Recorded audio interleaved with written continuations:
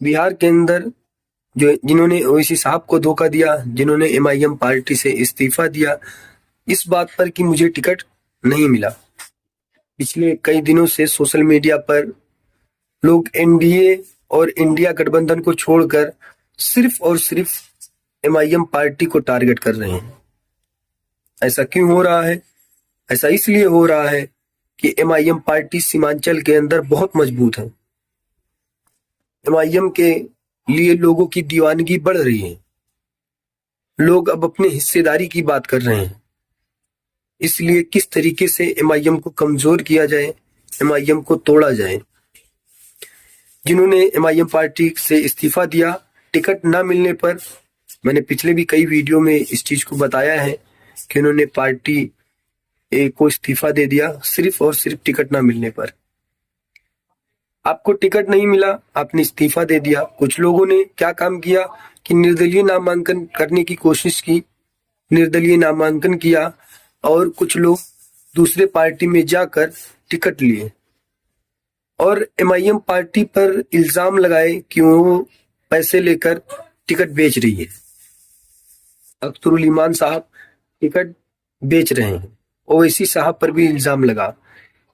ये उन पर लगा जो पूरे कौम की आवाज है। ये वो भी जानते हैं जो इस्तीफा देकर जा चुके हैं, लेकिन सिर्फ टिकट ना मिलने पर उन्होंने ओवैसी साहब को बदनाम करने की कोशिश की है। तो आपके बदनाम करने से कुछ नहीं होने वाला है।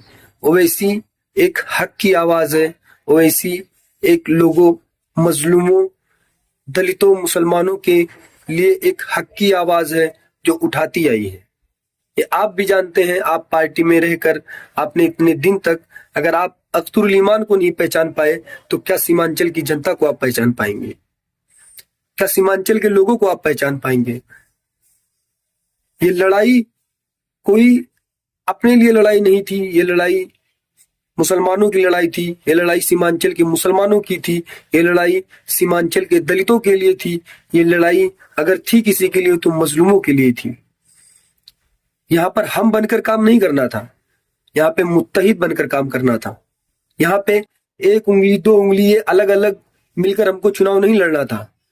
हम मुत्तहिद होते और मुत्तहिद होकर किसी को भी टिकट मिलता, हम मिलकर दमखम से चुनाव लड़ते और हमारे कैंडिडेट जब जीत के जाते तो वही जिस चीज के लिए आप सोच रहे हैं कि भाई चलिए हम मुसलमानों के लिए आवाज बनते, नहीं, हम सब मिलकर मुसलमानों के लिए आवाज बनते और मिलकर हम सदन में आवाज उठाते। हम संविधान के दायरे में रहकर हम उनके लिए लड़ाई लड़ते।